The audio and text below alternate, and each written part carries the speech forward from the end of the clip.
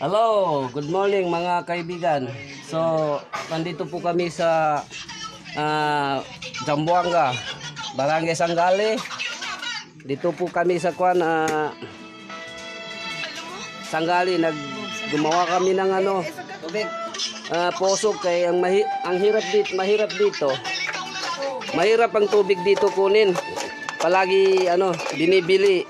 Kaya ito siya brother. Sa ilalim na. Oh. Nabungkal niya yung hindi ginto tubig lang. Tubig. Ginto yan, ginto. So ito yung kasama namin, si bro. Yan. Kaya mga ka-vlogger, ito po kami yung si brother malalim na yung nahukya namin. Pero hindi ginto ang kinukuha namin dito. Tubig lang kasi mahirap sa Sangali. Yung tubig binibili. Kaya gumawa kami ng sa Islam, kalot. Kung si Duterte magbigay ng kuan, palugi. Palugi.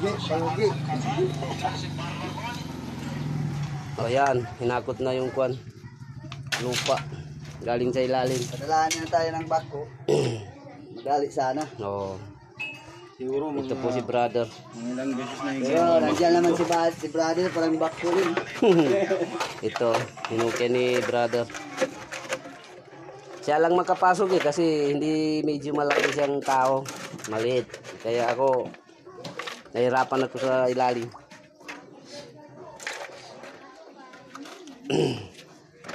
Ito po. Tingnan mo, papusing-pusing pa nga. Yan si yan si Saudi.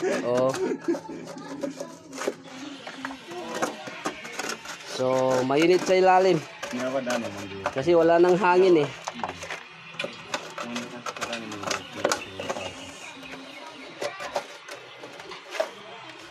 Brother, hindi ka nainitan dyan. Mainit daw. Malalim na kasi yung natin, hukay natin. Kaya, yan, lumalabas na yung tubig. Yan, ito po yung nabungkal namin na lupa.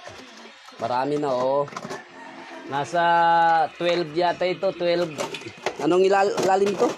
Mga 12 feet. 12 feet? Mga 12 feet na.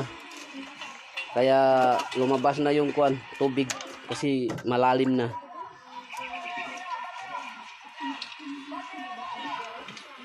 Yan po si brother Yan ang lupa na hinukay namin. Yan, dyan itapon. Nandito po kami sa Sangali, Barangay Sangali, Zamboanga City. Malapit sa National High School. Malapit sa National High School sa Sangali. Sana yung isa. Yun po yung van na sinasakyan namin. Ito. Ito.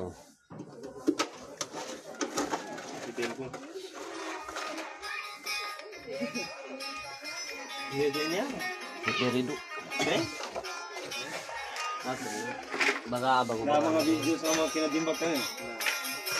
Ay, kasi kuna sa ikon. Di jacket. Sila kasando to.